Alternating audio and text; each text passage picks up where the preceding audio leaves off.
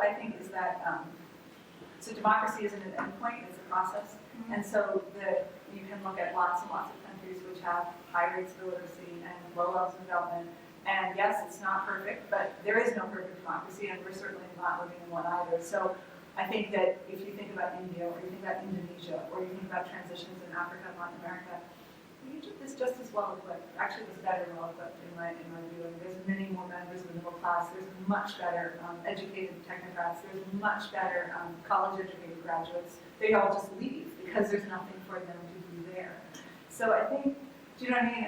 I think it's all used as an excuse. Just kind of talking about the different problems going on in the Middle East right now. With Middle East kind of demographics, there's a huge proportion of all of these different countries having a large youth population. And with all this instability and trying to recreate democracy and recreate some stability, I just kind of interested to see what people think the future is for these youth, and like for them to actually get the proper education they need and properly be able to actually lead their country in the future.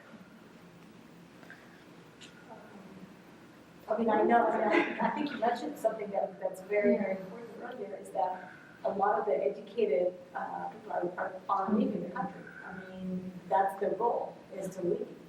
So people who have, and this is a huge problem, because I think one of the big problems that they're finding now is I mean, if you want to put in qualified people in position of power in the government, there are no qualified people left. They all left the country.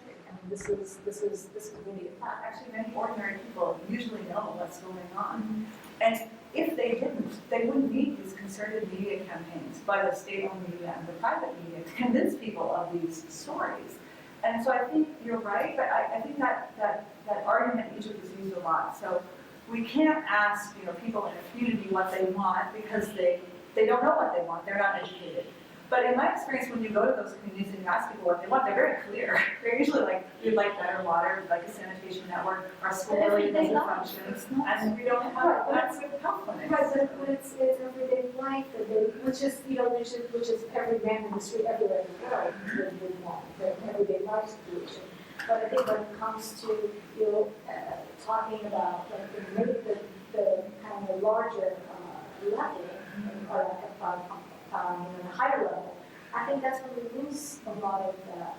Right, but you're asking maybe how would you set up a new political system? I agree with the education. Then when you transfer that kind of political power into political authority, it becomes illegal to do anything. And at a certain point, I think we are not going to have any solution within this kind of atmosphere. And I think at this point we have to think of the Arab Spring as still limited.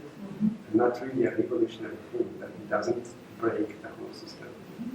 What was revolutionary in the last couple of years was people's sense that they actually mattered, that going out in the streets or organizing or going on strikes actually was having a concrete effect.